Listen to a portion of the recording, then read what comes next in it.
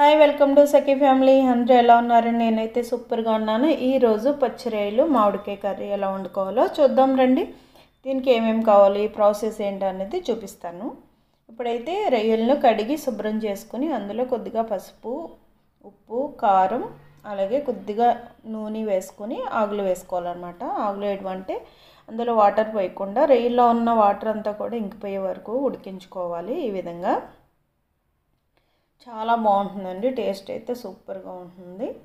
ఇప్పుడు కర్రీకి ఏమేమి కావాలో చూద్దాం. ఉల్లిపాయలు, పచ్చిమిర్చి, మామిడికాయ ముక్కలు, అలాగే జీలకర్ర, కరివేపాకు, అలాగే ఉప్పు, కారం, పసుపు, ధనియాలు, మసాలా పొడి, అల్లం వెల్లుల్లి పేస్ట్, ఇవన్నీ కూడా మీరు రెడీ చేసి పెట్టుకోండి. కర్రీ చేయడం చాలా సింపుల్గా ఉంటుంది. ఏ కర్రీ వండుకున్నా మనం అన్నీ ప్రిపేర్ చేసి పెట్టుకుంటే వంట చేయడం చాలా ఈజీ అండి. అలాగే గిన్నెలో ఆయిల్ వేసుకుందాం. ఆయిల్లో జీలకర్ర, కరివేపాకు, పచ్చిమిర్చి, ఉల్లిపాయలు వేసుకుని బాగా మగ్గించుకుందాం.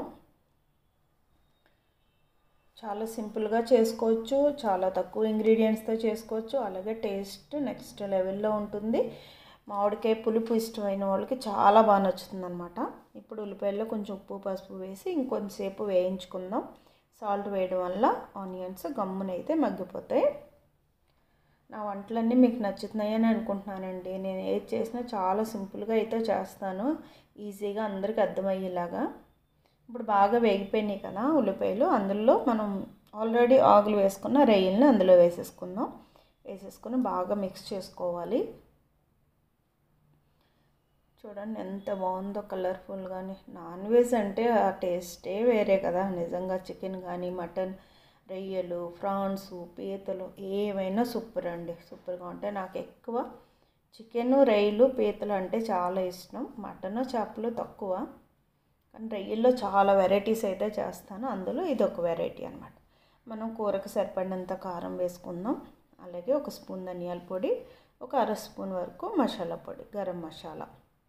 కారం ఎక్కువ పడుతుందండి, ఎందుకంటే మామిడికాయ వేస్తాం, పులుపు వస్తుంది కాబట్టి. కారం, ఉప్పు కూడా ఎక్కువే పడుతుంది.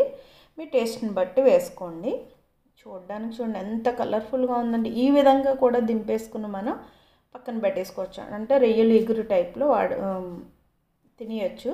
అది కాకుండా మన రొయ్యలు మామిడికాయ కర్రీ కాబట్టి ఇందులో ఎప్పుడు మామిడికాయ ముక్కలు వేసుకుందాం. మామిడికాయ ముక్కలు లాస్ట్లో వేసుకుంటే సరిపోతుందండి, ఎందుకంటే గమ్ముని మగ్గిపోతాయి కాబట్టి.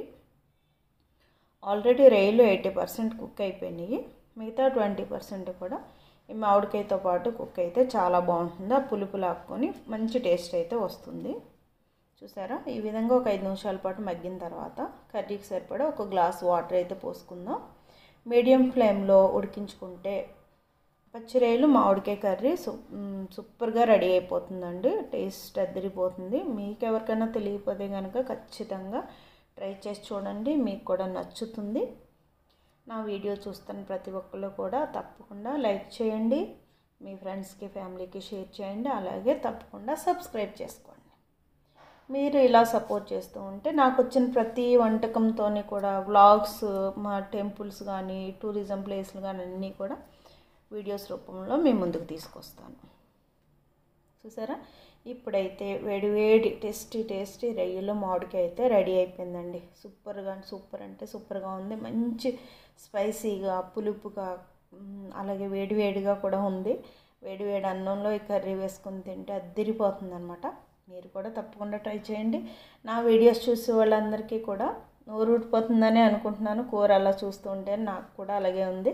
మీకు కూడా ఖచ్చితంగా నోరు ఊడిపోతుంది కదా. మీరు కూడా రొయ్యలు తెచ్చుకోండి, మామిడికాయ తీసుకొని ఈ విధంగా సింపుల్గా కర్రీ వండుకొని మీ ఫ్యామిలీతో పాటు ఎంజాయ్ చేయండి. ఓకేనా? ఇప్పుడు వేడి అన్నంలో నాకు ఎంతో ఇష్టమైన, మా ఇంట్లో అందరికీ ఇష్టం అండి, రొయ్యలు మామిడికాయ కూర అంటే అందరికీ చాలా ఇష్టం. రొయ్యలు మామిడికాయ కూర వేసుకుని ఈ విధంగా కలుపుకొని తింటే ఉంటుందండి, చాలా చాలా బాగుంటుంది. మీకు కూడా ఒక ముద్ద పెడతాను, టేస్ట్ చేయండి. మీరు కూడా ట్రై చేసి చూడండి. Thank you very much. నాకు ఎంతగానో సపోర్ట్ చేస్తూ, నా వీడియోస్ చూస్తూ, నన్ను లైక్ చేస్తూ, నాకు సలహాలు, సూచనలు ఇస్తున్న ప్రతి ఒక్కరికి కూడా చాలా థ్యాంక్స్ అండి. Thank you.